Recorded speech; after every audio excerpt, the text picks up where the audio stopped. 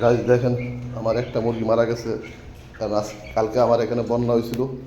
আপনারা তো দেখছেন আমার আগের ভিডিও, কালকে যে ভিডিও বানাইছি, আমার এখানে বন্যা হয়েছে।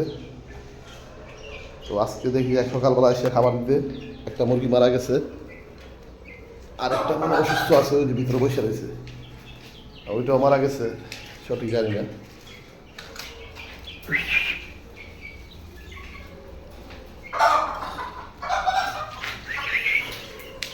সবাই সবাই শেয়ার করে দেবেন, আর বেশি বেশি করে আমার ভিডিও দেখবেন। কারণ অনেক পানি, তো বৃষ্টির পানিতে মুরগি অসুস্থ হয়ে পড়ে। তাও আলহামদুলিল্লাহ মোটামুটি ভালো আছে, একটা মারা গেছে।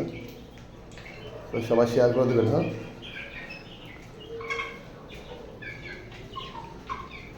সবাই ভালো থাকবেন ইনশাআল্লাহ।